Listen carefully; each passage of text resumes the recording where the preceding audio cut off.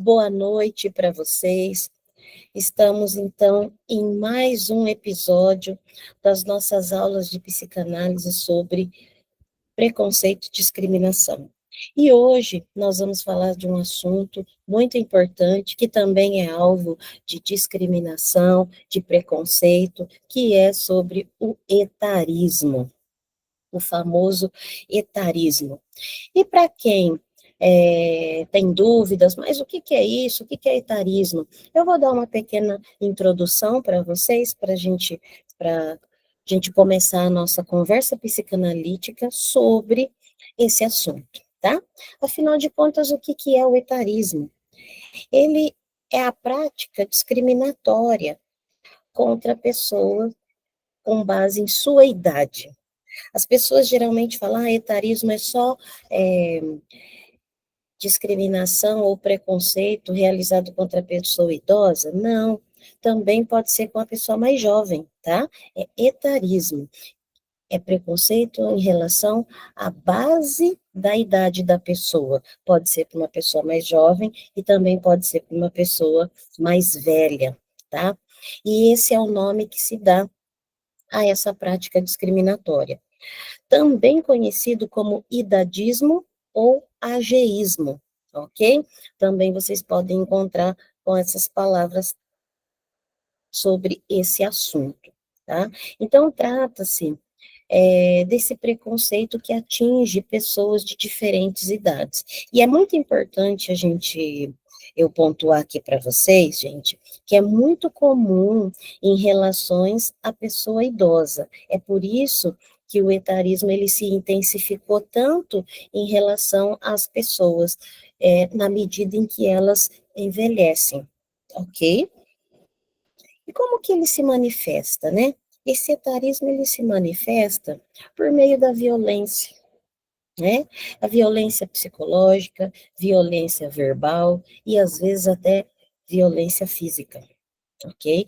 Mas, no entanto, o etarismo, ele é um preconceito silencioso, tá? Por quê? Porque ele está ali difundido na nossa sociedade, né? E ele se manifesta por meios bem sutis, né? Então, por exemplo, nós podemos encontrar práticas desse etarismo, desse idadismo, nas relações familiares, no mercado de trabalho, em diversos locais da sociedade nós podemos encontrar isso, né? Vocês já devem ter assistido, também devem ter visto várias situações, né? Embora que esta relação entre o etarismo, o preconceito, discriminação, vem mudando com a questão do, do 50 mais, né? 60 mais. Então, esse tipo de assunto, ele vem crescendo e vem tomando forma na medida dos anos que vem passando. Isso tomou força também com a questão do Estatuto do Idoso, também veio reforçar esse direito, né? Esse direito do idoso estar no meio do trabalho, né? Porque hoje no Brasil, nós temos uma expectativa de vida bem maior, né? Então, isso veio a acrescentar. Então, é importante que nós, psicanalistas, conversamos sobre isso, porque o preconceito e a discriminação, ele pode trazer danos psicológicos. Pode não, ele traz danos psicológicos, né? E no âmbito profissional, né? No âmbito familiar, isso causa muito em relação à psique dessas pessoas, ok? Ou porque é mais velho, não sabe nada, ou porque é mais jovem e, e agora, né, é só celular, é isso e aquilo, nós também podemos cometer o etarismo, tá? Mas o grupo que mais sofre com isso, que é o descrédito sobre as ações de uma pessoa idosa na sociedade. É por isso que, inclusive, eu estava pensando qual seria o tema que eu colocaria hoje para nossa para o nosso bate-papo, né? Para a nossa conversa. E eu escolhi esse tema, o etarismo, quando a sociedade imprime a inutilidade. Porque é a sociedade, né? Nós temos a sociedade, ela vê a pessoa com mais idade como que já passou, seu tempo já passou. Nós vamos ter aqui também um bate-papo sobre gerações, que vai ser muito interessante, e não é assim, né? A oportunidade no mercado de trabalho, né, se torna escassa para quem já passou dos 50, e às vezes até menos, às vezes até quem está chegando próximo, né?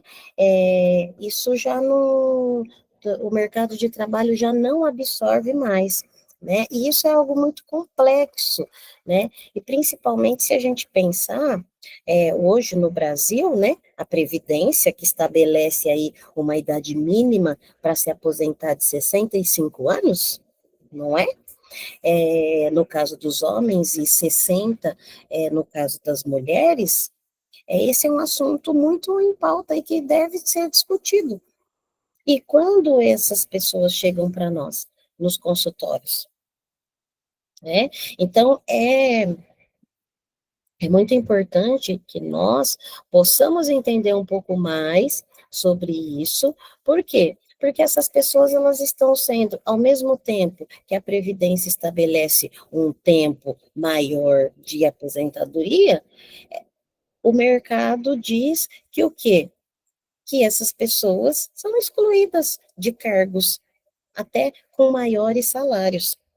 E onde fica a experiência? E onde fica, né, tantos anos aí de trabalho, de contribuição que essa pessoa já contribuiu, né? E no Brasil, gente, vocês pasmem, mas o etarismo, ele é muito reproduzido, principalmente no interior das famílias. Cerca de 50% dos casos de etarismo são realizados pelos próprios filhos, né, vizinhos, netos, né, que são os grupos que reproduzem bastante essa questão do etarismo, né? E eu estava dando uma olhada também nos dados, e estima-se que o etarismo ele aumentou consideravelmente durante a pandemia do Covid-19, tá? A Organização Mundial da Saúde, deixa eu abrir aqui para a professora. A Organização Mundial da Saúde também revelou que até 2050, tá, a população de idosos será cerca de 2 bilhões de pessoas, né? Sendo necessário o quê? Agir para impedir esse etarismo, né? Impedir que esse etarismo siga difundindo dessa forma como está no Brasil, né? Então, no caso do Brasil, estima-se que o país vai ter é o país que terá uma das populações mais idosas do mundo nas próximas décadas, por causa dessa questão aí, né? Então, lembrando que o etarismo, ele pode se manifestar, e essa violência psicológica vai chegar até os nossos consultórios, né? É, tem agora também uma expressão nova, que se chama a famosa velhofobia. Olha só, né? Velhofobia, né? Etarismo e velhofobia. Então, se ouvirem também essa palavra velhofobia, também é em relação a isso, né? Que é uma variação aí do etarismo, tá? E é crime, né, gente? O etarismo é crime, tá? Também a lei está no Estatuto do Idoso, e também a Lei 10.741, é uma lei sancionada do ano de 2020, de 2003, olha só, durante o outro governo do presidente, né, é Lula, e foi estabelecido isso, tá? Então, essa discriminação contra a pessoa idosa é crime baseado em lei, tá? E o mesmo vale também para criança e adolescente, que está no Estatuto da Criança e do Adolescente, tá bom? E é por isso que muitas empresas, muitos locais estão fazendo campanhas dos 50 a mais, dos 60 a mais, é, surgem também nessa proposta, nesse assunto, né? Surgem também o quê? Filmes, para o quê? Para reforçar que muito se tem a contribuir as pessoas 50 a mais, 60 a mais. Já gosto de falar de filme, um filme que é interessante é Um Senhor Estagiário. Não sei se aqui alguém já assistiu o filme O Senhor Estagiário, que ele aborda diretamente, dá um joinha aí quem assistiu. Cris assistiu, legal, que ele aborda diretamente essa questão, né, a valorização e a experiência e a escuta, né, de diferentes faixas etárias. Aí dá para a gente até falar sobre a questão de geração. Resumindo, mas não dando um spoiler para vocês, O Senhor Estagiário ele foi um filme que ele é de 2015, tá? É o Ben, é um viúvo que ele já tem 70 anos e ele se torna estagiário em uma startup. E olha, vejam só, uma startup de moda, né? Uma startup de moda. Então, o filme, ele, de forma leve e bem divertida também, fica aí uma dica para o final de semana, tá? Boa noite, Laodiceia, para o final de semana. Então, o filme, ele mostra dessa forma a vida, a sabedoria dos mais velhos, né? Que isso pode ser valioso em um ambiente jovem e moderno, né? E como essa troca é benéfica de ambos os lados, né? Também nós temos, esse já é mais antigo, Conduzindo Miss Daisy, que é de um filme de 89, e um que fez muito sucesso aí entre a garotada, né, que foi o Up, né, é uma animação, mas o filme Up também é um filme que retrata essa questão, né, e é bem bacana de se assistir esses filmes, tá? Mas vamos lá. O etarismo e a impressão social da inutilidade. Gente, é um prazer estar aqui com vocês nessa roda de conversa, né? Então, nós vamos mergulhar um pouco no modo como a discriminação etária, ela, especialmente, né, contra o envelhecer, toca as estruturas mais íntimas de uma pessoa, né? E vamos fazer aí uma ponte com a psicanálise, né? Aqui a psicanálise é a nossa bússola, né? Nós vamos olhar para o etarismo não só como um fenômeno sociológico, né? Mas também como um ataque ao narcisismo, à identidade e à própria pulsão da vida, tá? Dessa pessoa. A sociedade, ela é assim, chega a uma certa idade, a sociedade imprime um certificado de descarte, de desgaste, né? Uma mensagem assim, de que a contribuição, sua história e a sua existência perderam o valor de uso, você não tem mais valor de uso, né? É mais ou menos assim que 50 a mais, 60 a mais, e aí, dentro dessa sociedade, vai se configurando esse etarismo, né? E a psicanálise nos ensina o quê? Que o eu, ele é, ele é construído na relação com o outro, não é isso? O eu é construído nessa relação com o outro. Então, quando a sociedade, né, esse grande aí outro, né, começa a nos dizer que passamos do prazo de validade, a primeira coisa a ser atingida é o quê? A nossa imagem, o nosso ideal de eu.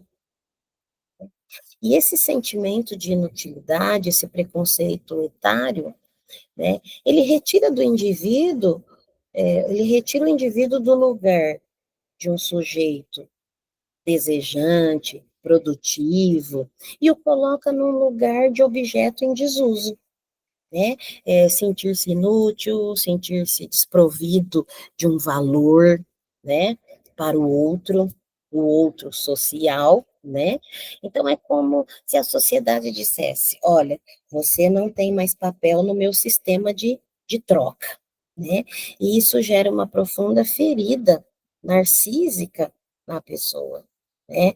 O investimento em si, construído ao longo dessa vida, é subitamente desautorizado e desvalorizado. E aí, o que, que a gente percebe, né? O que, na maioria, traz para a gente.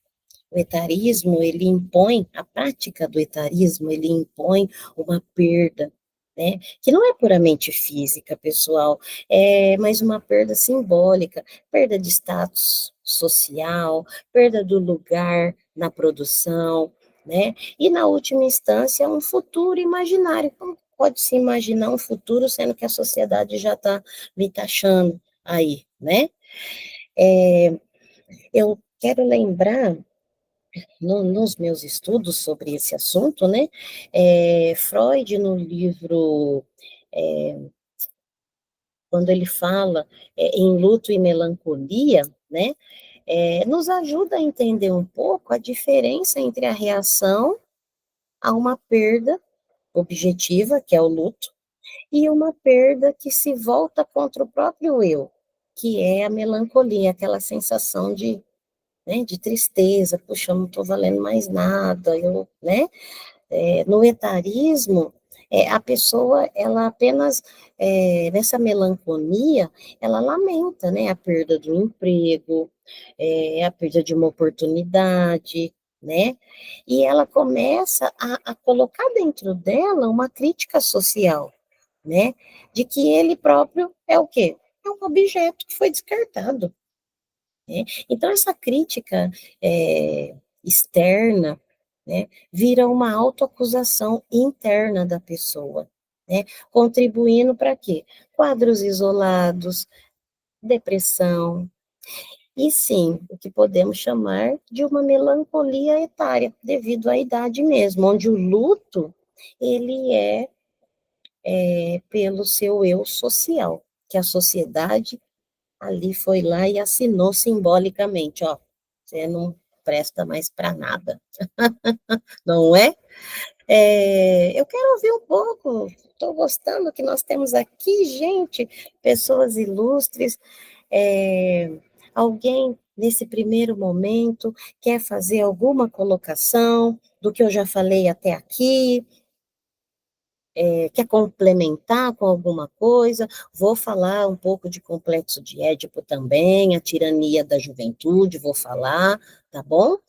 Vou falar também da questão da transição, mas eu gostaria de saber, alguém quer contribuir? Levanta a mãozinha, alguém quer contribuir? Pode ligar o microfone, pode falar, se não quiser falar e quiser também colaborar aqui nas mensagens, eu leio aqui para vocês, tá bom? Estão quietinhos? Alguém quer contribuir com o que eu já falei sobre essa questão? Alguém?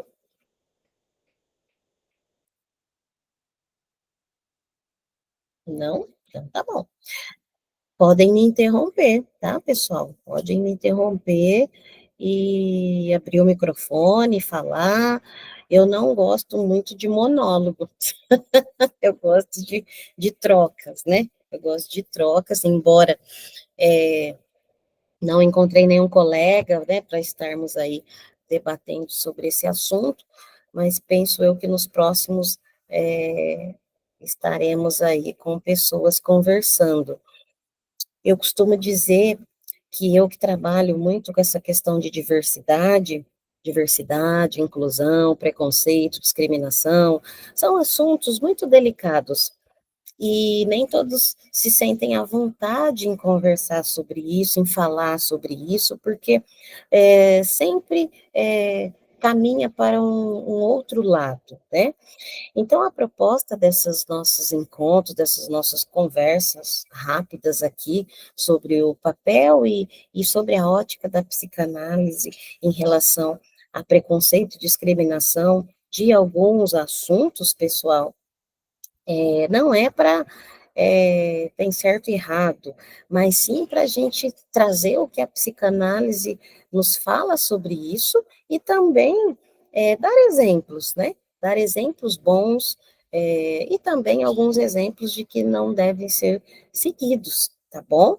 Então, fiquem à vontade, que a ideia aqui desse nossa conversa não é puxar nem para um lado e nem para o outro, tá bom? Ô, Gislaine, é só uma observação interessante isso que você fala, porque, aliás, boa noite a todos, né? Tem muita gente presente aí, boa noite aos colegas que chegaram aí. Então, você falou que começa na família, na sociedade, enfim, né? Das empresas, né? As empresas preferem os mais jovens, acabam discriminando os mais velhos, porque são muito lentos para resolver problemas. E tem uma coisa que a psicanálise pode olhar também, que é o narcisismo ferido, né?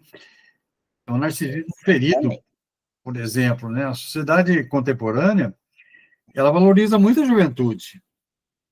E isso faz com que a, os idosos, eles se sintam, assim, rejeitados mesmo, né? Porque mexe com a autoestima deles, embora estejamos discutindo essa questão, mas ela subsiste, claramente, né? Então, a sociedade, ela valoriza a juventude, produtividade, aparência, né? Então, o, o envelhecimento, eu diria que, ao contrário dessas coisas todas que eu disse, né? Fere o narcisismo e ativa mecanismos de defesa como a negação e a desvalorização do outro. Então, é bem isso mesmo que você disse. E a pessoa, né, o idoso, nos Estados Unidos, por exemplo, a gente vê lá vários idosos, anosos, eu conheço uma outra expressão, né? Anoso também, é, Interessante. que trabalham em caixas de supermercado. Eles valorizam muito os idosos. Você vê aquelas senhoras bem arrumadas nos caixas lá dos supermercados, né? Aquelas senhoras bem arrumadas, penteadas, com brinco, maquiagem. Então, eles valorizam essa questão. E eu acho que 65% da população americana é de idoso.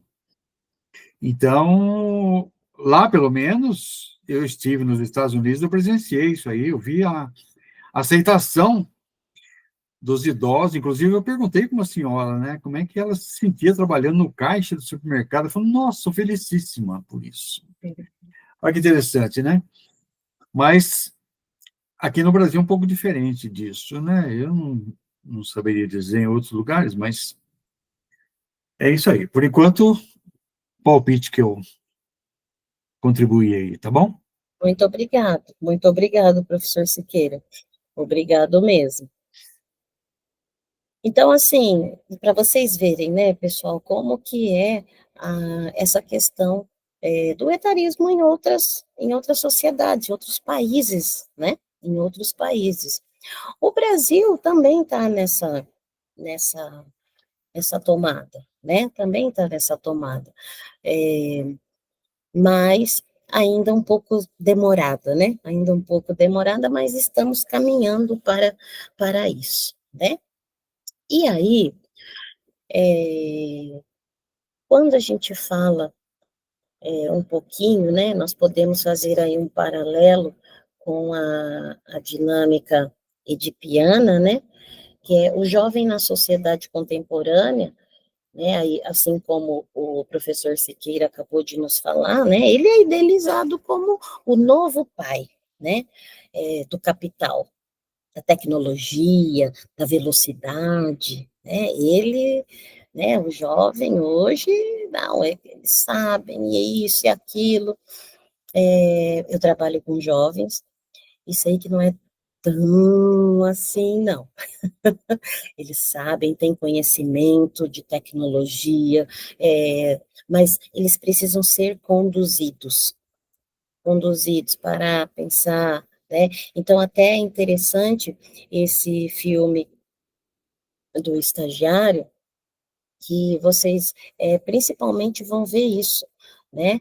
Vocês vão ver isso no Um Senhor Estagiário, vocês vão poder ver essa dinâmica de ter ali as duas pessoas mais velhas e mais jovens trabalhando juntos. É lógico, conflitos acontecem, mas é bem interessante, né? E e o jovem, né, a nossa sociedade contemporânea, ele sendo considerado, nossa, o paizão, quem sabe tudo, né, ele o que que acontece com o idoso? Ele é empurrado, né, enquanto o jovem, ele é o pai simbólico, o idoso, ele é o pai castrado, né, ou a mãe ineficaz, né, então, a proibição e o desejo, então, a juventude, ela se torna uma norma, né, é o desejo, acaba sendo monopolizado por ela, essa questão tecnologia, capital, velocidade, né? E o etarismo, ele funciona como uma proibição, né? Uma proibição social, em que a pessoa 50 a mais, o idoso não pode mais participar, não pode mais ser protagonista dessa história, né? E essa proibição atinge o quê? Atinge a pulsão da vida, né?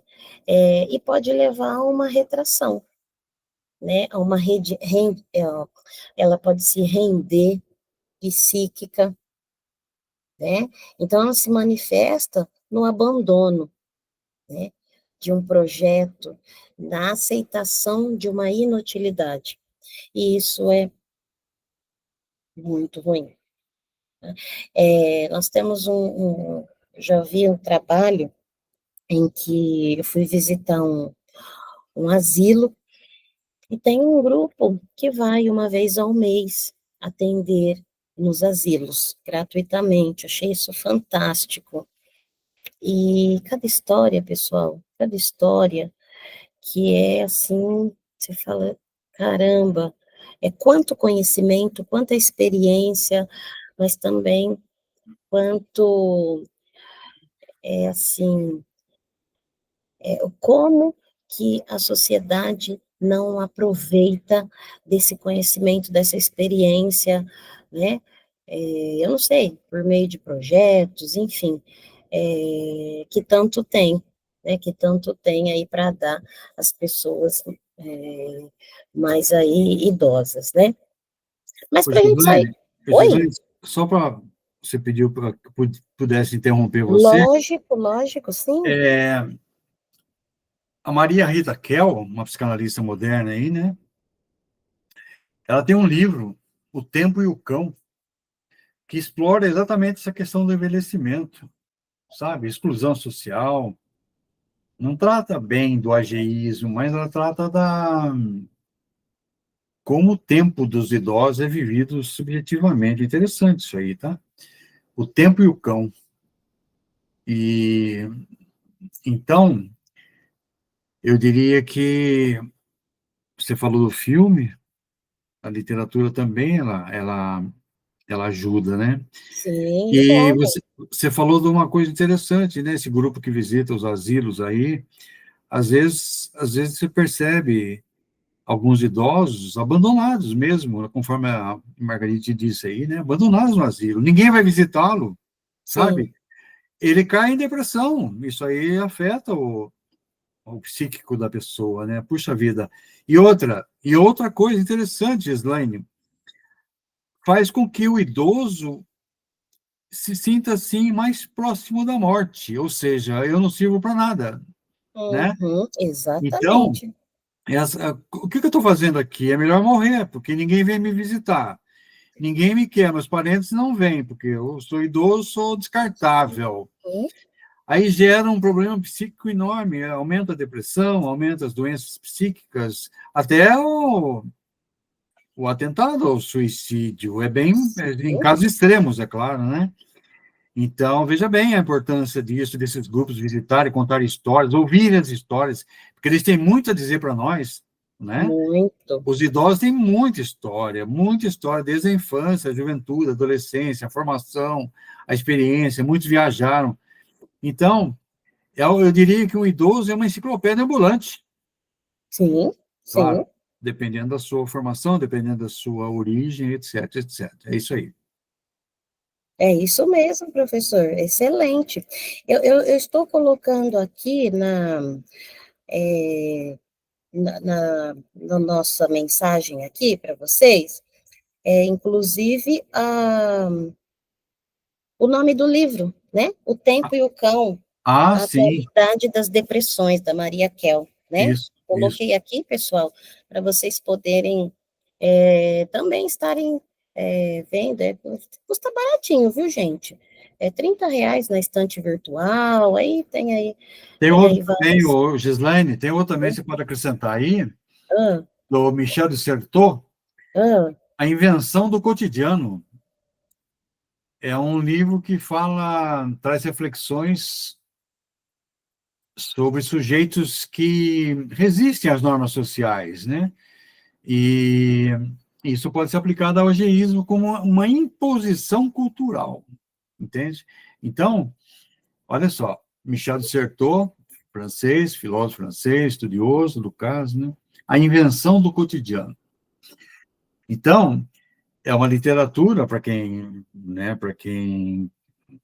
se interessar para isso aí, né? Psicanalista, nós psicanalistas, nós trabalhamos com essa faixa etária, claro, sim. adolescente, criança. Tem gente que opta por atender só criança, tem gente que opta por atender adolescentes, adultos, e os idosos passam pelo setting terapêutico.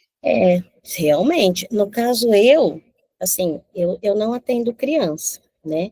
Eu atendo de 14 anos em diante. Tanto é que agora eu estou desfazendo, né? Porque a casa saiu.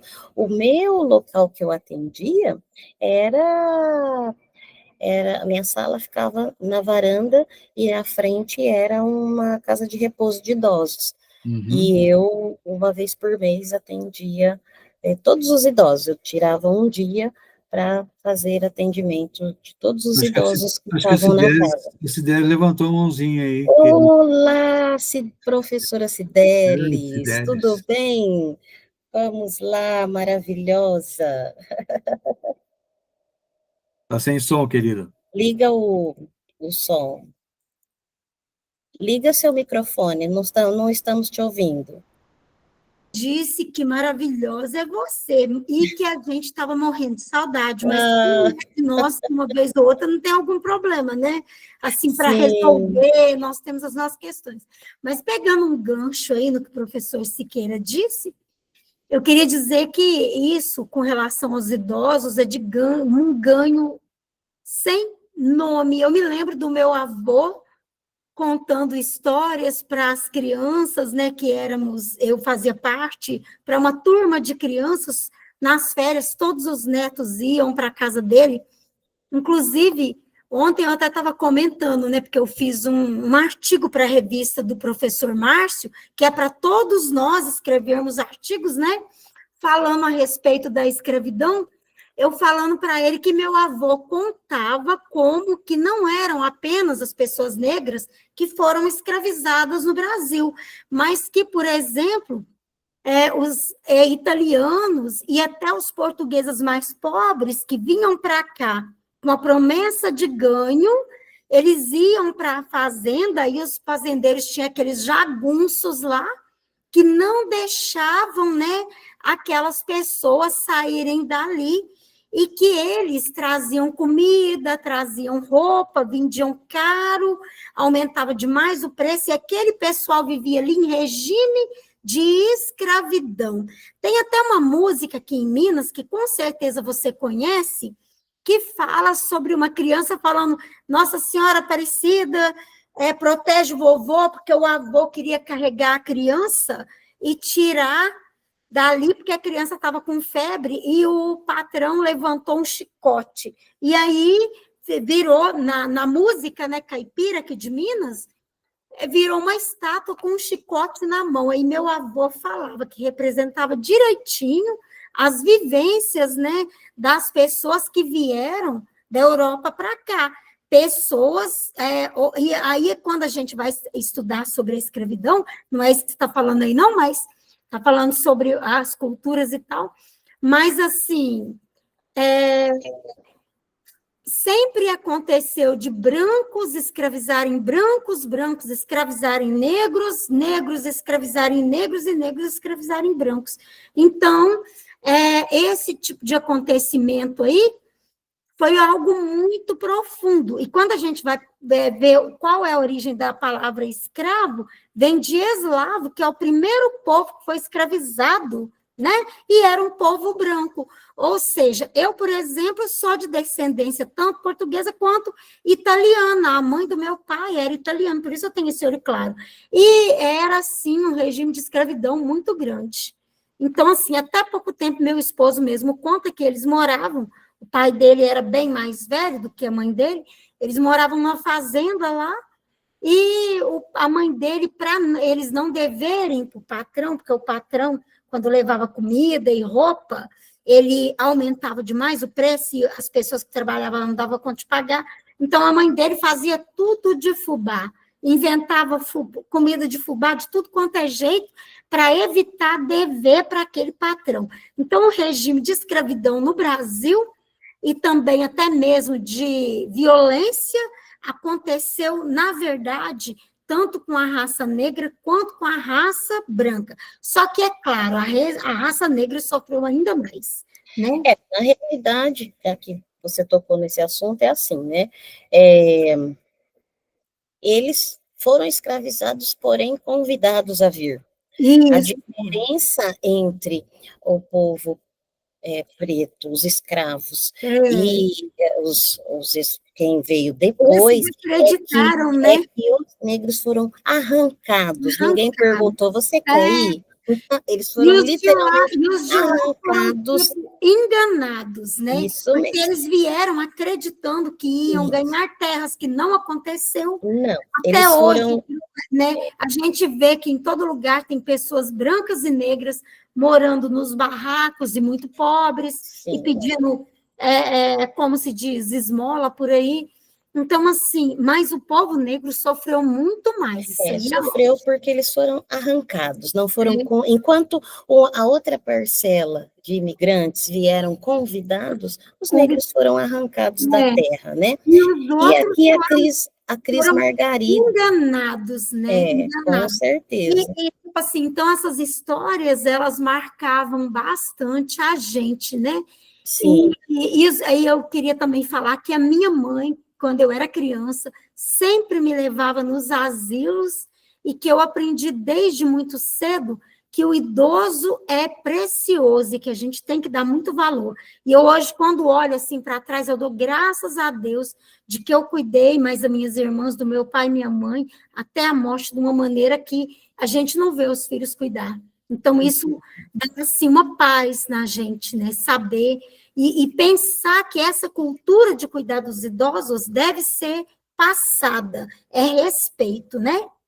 Sim, é a tradição oral, né? Essa tradição, essa cultura oral que vem por meio dessas experiências e dessas vivências. A Cris Margaride está dizendo aqui, né, que ela fazia visita em asilos e toda semana em hospitais, dando, né, como assessoria espiritual nos hospitais, né? Que era um grupo ecumênico. Isso faz muito sentido e dá muita força, né, para que eles possam sair desse luto, né, desse luto etário que eles entram quando a sociedade vem e dá lá, assina que, ó, você agora não vale mais nada, né?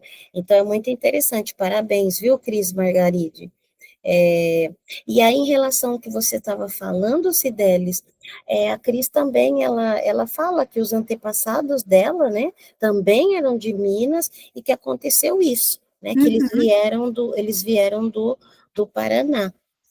Na verdade, não foi só em Minas, por exemplo, isso aconteceu aí na sua terra, Em Campinas, teve revoltas, mas foi mais, porque é Sudeste, né? Sudeste, Sim. Rio de Janeiro, Minas e São Paulo. Então, Campinas teve revolta, Ribeirão Preto teve revolta. Então, assim, por quê? Porque as pessoas vieram, na verdade, não foram arrancadas, mas foram enganadas para que eles viessem substituir o trabalho escravo. Chegaram aqui, foram escravizados, ou seja, também é descendente de, às vezes a gente também é descendente de pessoa que foi escravizado e apanhou e foi até amarrado e morreu alguns, porque, tipo assim, veio enganado, né? Sim. Ou seja, é complicado. Mas assim, eu só falei isso lembrando ao meu avô idoso contando para os netos as histórias, mostrando aí, voltando de novo, né? Não indo para esse lado, mas voltando de novo para a questão idosos que a Gislane está colocando. Que é tão bom, a gente escuta histórias tão bonitas. Antigamente, a gente não via televisão, não tinha celular, sentava todo mundo e ouvia o avô. É isso mesmo. Cris, sua contribuição, querida. Então, é muito bom. Eu amo esse assunto, né? E eu gostava muito, muito mesmo de fazer essas visitas, né, nos asilos. A gente vê a falta de paciência, né, de pessoas, de cuidadores, às vezes, né, que acontece. E a gente tem que estar pronto mesmo, né, a ajudar, né, essa população. Mas eu vejo, sim, eu como 55, 50 a mais, né, já passei por situações também, né, de etarismo. Então, não é fácil, né? Não é fácil mesmo, porque às vezes a gente percebe uma certa desconfiança. Será que a pessoa vai dar conta do trabalho, né? Então, eu vi situações realmente em que eu senti, né, essa desconfiança, né, com relação à idade, né, desconfiança da capacidade laborativa, né, claro que existem coisas que quem tem mais de 50 vai ter um pouco mais de dificuldade em fazer, né, mas é muito pequena a diferença, né, se for contar, por exemplo, essa experiência profissional, a sabedoria, né? Todas as formas assim de que a pessoa, todo o estudo que a pessoa teve, adquiriu, experiência, isso deveria ser levado muito mais em conta, né? Então, eu vejo, assim, esse desrespeito, né, ao idoso, né, mas já na parte do trabalho, né, esse descaso, né, na empresa onde meu esposo trabalha, por exemplo, tem vários grupos, né, de inclusão, e ele faz parte dos 50 a mais, né, faz parte dos 50 a mais. Também faz parte das pessoas que têm depressão, que têm necessidade, né, especial. Então, assim, a gente vê o que hoje, graças a que estão vendo, estão percebendo essas necessidades, né, e muitos já estão dando esse suporte, sabe? Fico feliz com isso.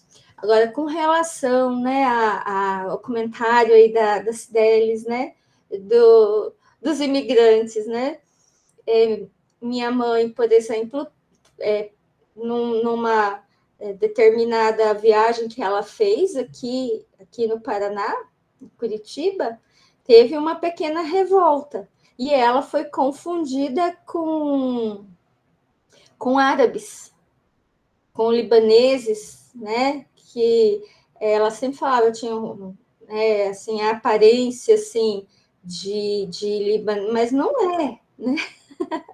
Não é, não é. E aí ela teve que correr, perdeu o sapato, entraram correndo no ônibus, ela e meu pai, né? Talvez pelo formato do nariz, né? Que lembra um pouco, né? Árabes, né? Mas teve essa dificuldade, sim. E o meu pai, ele teve no histórico, né, familiar, teve negros, teve índios, então também passou por essa, digamos, essa dificuldade, né? E engraçado que ele deu para mim, para eu guardar, né, uma pataca furada de um antepassado dele, que era um sinal de que tinha sido escravizado, né? Então eu tenho, guardo como relíquia até hoje, porque ele não dava para ninguém, eu nem sabia disso, ninguém sabia.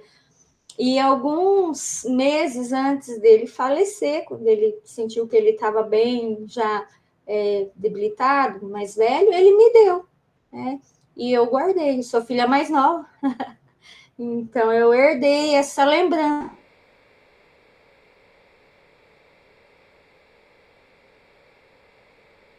Tá oscilando a internet dela.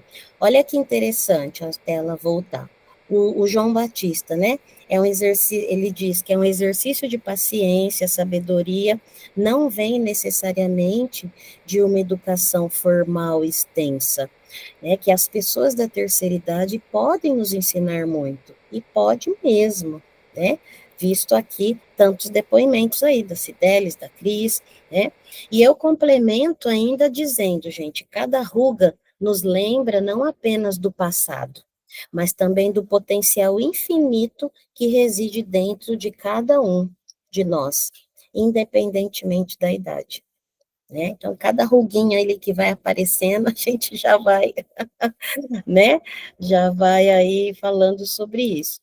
Eu quero, então, para a gente chegando nos nossos Desculpa, tá? finalmente, Que eu caí, assim. imagina, você Que tinha tá tendo escrito que uma está um tempestade temporal, aqui. né?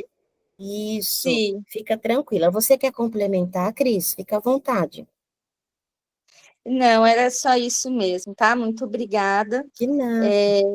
Foi muito rica a nossa partilha hoje, né? Muito bom. Agora O fica... Gislaine, Oi?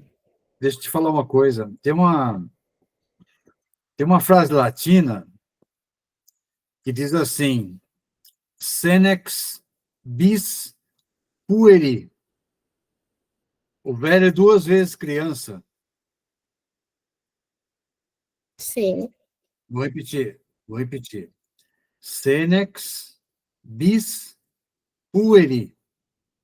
Senex, velho, deu senectude, em português. Bis, duas vezes. Bis pueri, puer, criança. Puericultura, pueril. Então, o velho é duas vezes criança. Ou seja, nós temos de considerar isso aí, porque ele traz dentro de si uma criança interior, com experiências, com traumas, com conflitos, enfim, uma história de vida que nos ajuda, né? Eu também me enquadro nisso daí, né? Eu tenho 75 anos, caramba. E eu curso psicologia. Na minha sala só tem jovens. Eu sou o tiozão da sala. Ele só não me chama de tiozão por respeito, mas eu me sinto, cada vez que eu tiro uma foto com ele, vamos fazer uma foto aqui, não sei o quê, olho assim a foto, só dá o Siqueira barbudo, careca lá no fundo e aquela meninada na frente. Eu fico olhando, gente do céu, onde estou, quem sou, o que eu faço aqui, né? Olha, Que coisa é uma guerra, viu? maravilhosa. Estudando e correndo atrás da sabedoria. É Mas aí isso que tá. mesmo. É isso mesmo. Sabedoria Muito, junto com conhecimento, claro. é isso mesmo. É um E binômio. olha, aqui A Sônia também falando que o link não abre. Sônia, também posso, depois me chama que eu preencho, eu ajudo você a preencher. Porque eu abri, professor Siqueira conseguiu também? Consegui preencher já. Conseguiu, né? Tá. Depois pode me chamar que eu ajudo, que eu preencho para vocês, tá bom? Olha só, agora saindo um pouco, né, dessa parte teórica, né? Só e chegando já nos nossos finalmente, eu quero deixar aqui algumas reflexões, algumas perguntas para nós, psicanalistas, em relação a todo esse contexto do etarismo, né? Então, assim, como que o analista ele pode distinguir na sua clínica um luto natural das perdas do envelhecimento, né? Perda do papel social, da capacidade física, a ferida narcísica imposta pelo etarismo, né? Então, como que o analista pode fazer essa distinção, né? Quais são os mecanismos, os principais mecanismos de defesa que esse paciente idoso utiliza para lidar com essa mensagem social que é a inutilidade, né? Então, fico aí um pouquinho, algumas perguntas para que a gente possa pensar, né? E o analista, inconscientemente, ele pode projetar seu próprio medo da velhice, seu medo da morte, ou sua idealização social da juventude, afetando a sua escuta? Coisas para a gente pensar, tá? Pode sim, É? claro, pode. Porque Uhum, o analista, como é a transferência, né? Sempre a gente tem a transferência, a cotransferência na análise. O analista pode ser visto como uma figura parental envelhecida, né? Despertando sentimentos ambivalentes. Quais são, né? Se o paciente for idoso, pode projetar no analista a juventude perdida. uhum, Então, é uma maneira de você olhar diferente, né? Na, na, na contratransferência, eu diria que o próprio analista, o próprio analista pode ter reações inconscientes ao envelhecimento do paciente, ou seja, impaciência, desinteresse, superproteção, que precisam ser analisadas. Então, veja bem, interfere sim o analista que eu, por exemplo, eu posso citar o meu caso. Eu sou idoso, de repente eu vou olhar o meu idoso, meu paciente, e eu vou começar a somatizar aquilo. Puxa vida, ele está sofrendo, eu vou passar pelo mesmo caminho que ele. É isso aí. Muito obrigado, professor, pela sua contribuição, tá? Olha só, nós já estamos chegando no nosso finalmente. Eu quero agradecer a vocês. Primeiro, agradecer por vocês terem sentido a falta das aulas de preconceito e discriminação. Olha o João Batista. Já estamos há 1 hora conversando sobre isso. Eu quero agradecer imensamente vocês. Reforço a minha fala inicial de que preconceito e discriminação são assuntos que nós delicados, mas que nós precisamos conversar sobre isso, sob a ótica da psicanálise, sobre o que está acontecendo na sociedade, que são assuntos que não traz nenhum curso, traz isso na sua estrutura. E a Sobrapa faz isso com muita excelência e eu fico muito agradecida por ter sido escolhida para falar sobre esse assunto. Eu gosto de falar sobre esse assunto de uma forma muito leve, e eu penso que é assim que tem que ser, né? Discutindo, conversando e trazendo sugestões, opiniões, dando exemplos, e dentro da nossa prática enquanto psicanalista, o que podemos fazer para melhorar a nossa prática todo dia, no dia a dia, tá bom? Cidelis, liga o seu microfone. Eu queria dizer que envelhecer tem uma coisa assim de muito boa, né? Porque a gente já criou os filhos, se permite estudar, correr atrás dos sonhos que antes talvez a gente não pudesse, porque tinha que estar trabalhando para ajudar a prover o sustento da família, ajudar os filhos a alcançar ali o potencial deles para que eles possam trabalhar e seguir a vida da maneira deles. Então, envelhecer tem essa vantagem, e tem a vantagem da gente não se importar mais se a gente vai usar o mesmo tipo de sapato em qualquer evento. Por quê? Porque não importa mais o sapato ser bonito, o que importa é o nosso pé estar confortável. Então, a gente muda de uma maneira muito boa. E também queria falar com relação às questões que nós colocamos sobre preconceito com relação à idade. Eu vou fazer 70, estou pertinho, em janeiro eu faço 60 anos, mas, então, tipo assim, já estou virando idosa. Mais um mês e eu estou na classe dos idosos. E com relação à idade, ou com relação à cor, ou qualquer coisa, a gente tem que olhar cada um de nós para os outros com todo o amor do mundo. E entender que na história do Brasil, para poucas pessoas foi fácil, a princípio, né? E amar uns aos outros, independente da questão de cor. Por quê? Porque nós somos uma sociedade miscigenada. Eu aqui em mim tenho sangue de pessoa judeu, o meu bisavô era judeu, que pegou uma índia no laço, porque ele fugiu da Bahia, porque mataram lá os pais dele e os netos da minha mãe, esse da parte da minha mãe. Aliás, os irmãos dele, aliás, né, estou falando em neto por causa do meu avô, por causa da Inquisição, e fugiu um punhado pelo mato afora e vieram parar em Minas. Aqui ele pegou uma índia no laço, virou a minha bisavó, porque tem só 150 anos da escravidão, e essas coisas vieram acontecendo nesse tempo aí, porque esse mato aqui era muito grande. Então, depois teve toda essa questão do outro lado, de eu ser, por exemplo, descendente, o pai da minha mãe mesmo era descendente de negro, o cabelo dele não negava, o cabelo da minha filha não nega, e, tipo assim, veio essa descendência passando, né? E o meu pai, descendente de português com italiano, nós somos uma miscigenação. Nós aqui não tem ninguém de raça, como diria o Hitler, pura. Nós somos, graças a Deus, uma mistura de povos e de cultura, e com isso, o nosso amor uns pelos outros, o respeito, tem que ser enorme, inclusive na questão de não ter preconceito, né? E com pessoas à nossa volta, e entender que todo mundo é igual, quando sente dor, e a dor não é só física, é psíquica. Se eu não quero, para mim, eu não faço com o meu próximo. E é isso. Eu agradeço a sua participação, Cidelis, muito obrigado. Pessoal, então, eu vou encerrar por hoje, tá bom? Vou encerrar por hoje, eu agradeço imensamente todos vocês